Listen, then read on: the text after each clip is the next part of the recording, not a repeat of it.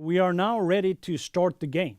But before we do that, there is some important information on how we will calculate who is the winner.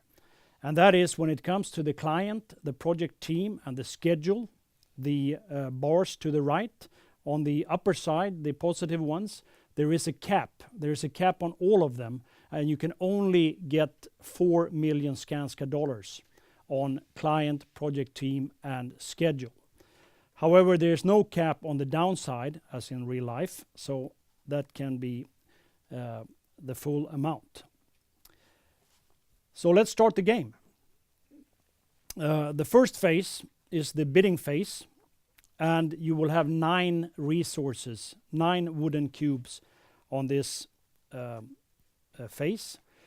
Contingency can be increased, so if you take a decision to increase the contingency, you will add 1 more in the contingency value holder, but remember that you will then have an effect on the client if you do that. There is some additional information for this first phase, and I will read that out loud to you. During the bidding phase, we will be able to increase the price by adding contingency, but have in mind the client's reaction to this. The client really wants to work with us, but price is very important. They need to show value for money to their shareholders. In this phase, you will learn more about some contractual issues and subcontractor positions. At the end of the bidding phase, we will know if we will be the preferred bidder. We then hand out the cards to each team for the first phase, and then I will say, or the facilitator will say, that you now have 25 minutes to play the game.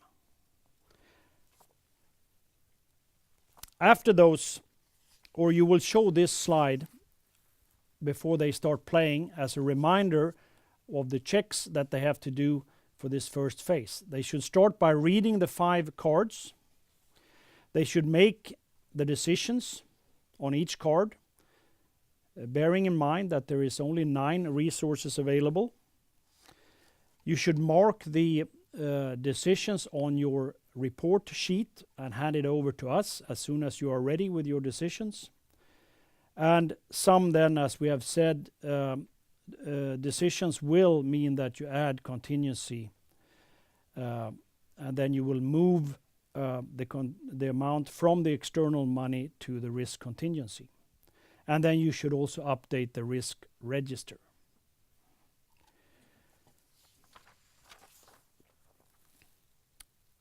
Just a clarification then on the contingency addition. You will take money and add to the contingency, but each million means -1 on client satisfaction. So in this example, you add 2 million Skanska dollars, you will get a -2 on the client satisfaction. What will happen then when you are ready is that we will type in your decisions into the Excel sheet, and you will then from the Excel sheet see what cards you are going to pick for phase 2. So this is how we track the outcome of your decisions. We will collect the report sheet from each team. We will record each decisions in the Excel sheet in the show file, and we will distribute the next cards for the next phase. You will, on your work mat, track the same thing. You will track the outcome depending on what is written on the new cards that you get. And then we will show after some phases, we will show the standings so everyone can see where you are in respect to each other. That will not take place every time because we need to keep some momentum going, and there needs to be a bit of a surprise action.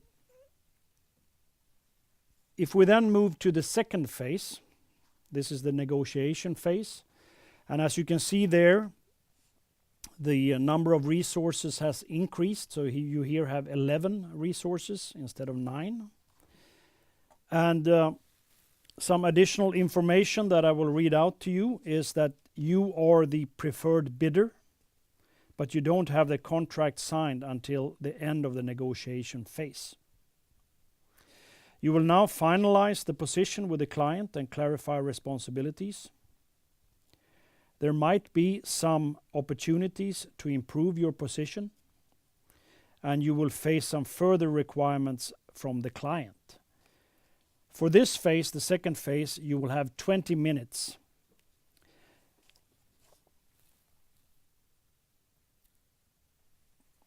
And then we will show the checklist also for this phase 2, but they are basically the same as the previous one. And after these first 2 phases, usually the teams know, and we don't need to show this checklist again. So we're going to debrief the scenario of delayed payments. So you are faced with a special purpose company as a client, and you then have 2 alternatives. Ask for a review by Skanska Financial Services, or meet the client and build trust. Who amongst you chose A? That's not a bad choice. As things move on, you are then posed with 3 options. Require cost for late payment, require a positive cash flow, or use the business unit's reserves. Which option did you go for? A positive cash flow is good. That is the preferred route in this scenario. That helps Skanska to keep the machine going. It gives us money to invest into our development projects. Those of you who choose B to begin with, you were faced with 2 more alternatives: formal representation or further informal discussions. B was not the best way forward. So what have we learned from this scenario? Share knowledge and seek help. Few of us have black belt when it comes to payment terms, so use Skanska Financial Services. Seek help. And also avoid gambling. Don't trust luck. With that, I will hand over to Ulf again. Okay, during the debriefing session, which can be 1 scenario or more, we usually say that you should not have more than 3 scenarios after each phase. We will have collected the cards from you, and we would have typed into the Excel sheet to see the outcome and to see what cards you are going to pick in the next phase. So if we look at this slide, we will track the outcomes from phase 2. We will also distribute the new cards in the next phase, and you should also do the same, and you will get 5 minutes to track the outcome on your work mat. After that, and in this point of the game, there is also an opportunity for you to have a reallocation of gross profit to contingency. You do this by coming to us as a facilitator and ask to move money from gross profit to contingency. And we are then, as facilitator, we are acting as your senior management, where you ask for permission to make this reallocation. And you can do this up from between 1 to 3 million Skanska dollars. But you should then remember that each reallocation that you do will have a -1 impact on the team's satisfaction. So for every $1 million you move, you will get a -1 on the scoring of the team. And you can only do this once in the game. And you must do it, you must come to us before your contingency goes below 3 million Skanska dollars. And then if you think about it, what does this mean? It actually means that you are doing a write-down in the project, and that is why your project team's morale goes down. We also think it's important that you do this early in the game or in the project, because that's the way it should be in an open and transparency reporting. And you should also ask the teams if there are any concrete examples where this has happened in your own projects. We then move to phase 3 of the game, which is then design and procurement. And in this case, you will get 13 resources. And some additional information is as follows. The contract has been signed. We will start and manage the main design. We will start the procurement for long lead time materials. And we need to think of establishing the site properly. And you now have to seek the right opportunities. The teams will then be given 20 minutes to go through and make their decisions in this phase. And before they start, there will be general debrief questions, that who did spend contingency in the previous phases, and how did you prioritize between the opportunities that you found. And also, did you do any compromising on any decisions? And of course, when should we not compromise? Well, that goes without saying that when you talk about safety, ethics, and code of conduct, there is no room for any compromises or debates. These are a must-dos. We then go on, and when we get your cards back, as the previous phases, we will track the outcomes from phase 3, and you will get the new cards, and you will then have the 5 minutes to track that on your work mat. When we then go into phase 4, this is a bit of planning, design, procurement, and construction starts here. You will get 14 resources, and some additional information in this phase is design work continues. Procurement is in full flow. Construction is starting in the ground. Now you have to tackle some major procurement issues and opportunities, and the team will be given 20 minutes to make their decisions. As before, we will then, after those 20 minutes, track the outcomes, and the teams will be given 5 minutes to track that on their mat. And important to say here is that during these period of time, you should also show some more scenarios. We have only showed one in this example, but you should take this opportunity to show more of the scenarios that the teams have played. The fresher they are in their mind, the better it is. This takes us to phase 5. Number of resources 10 this time. And additional information here is design is finalized. Procurement is in its final stages. Now you have construction in full flow and some issues to deal with, including some more opportunities. And keep an eye on your contingency level.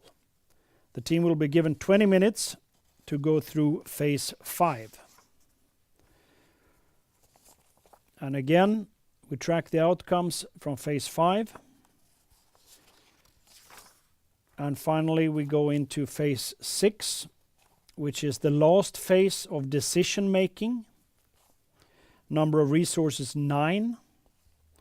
Construction is in the final stages. Fit-out works are being undertaken. Commissioning of the building is ongoing. The client wants access to some completed areas. The opportunities to make a difference in the project outcome are reducing. It is time for the final push. Since the teams have been doing this for quite some time now, they will only be given 15 minutes for this phase 6.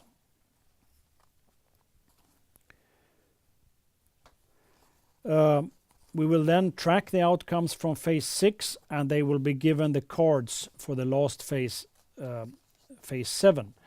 There are no decisions to be made here, but they should use those cards that they get in phase 7 to track the outcome from phase 6. And the building is now completed and being handed over to the client.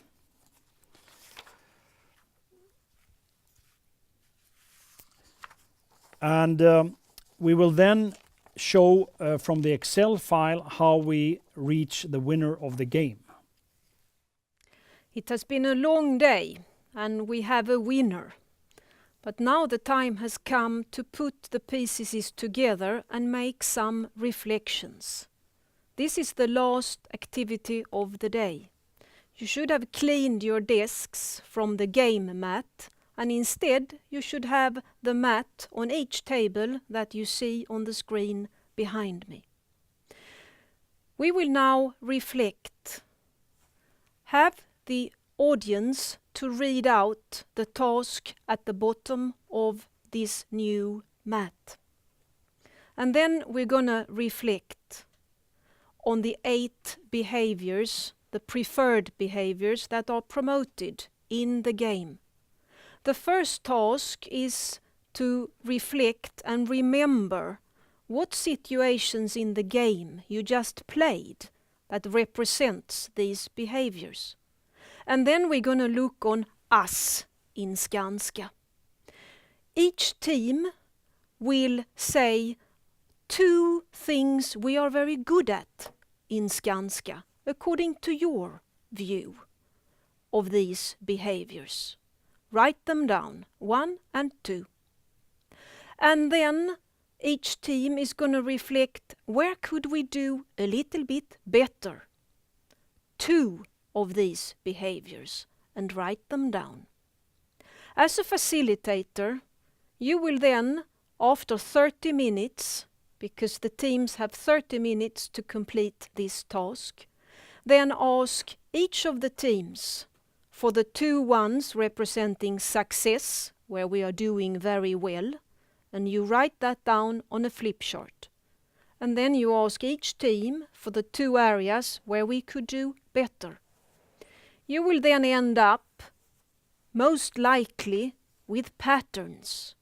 You will most likely find that some behaviors we are very good at and we should continue to strengthen. And you will most likely find that there are patterns on things we can do better. And finalize this task by discussing, what can we do? What can I do to make us improve? And then conclude the day with feedback and reflections. How has it been? What has been good? What has been frustrating? And what has been less good? And feed the feedback back to us in the function risk management. We are keen to know. With that, we say thank you and well done.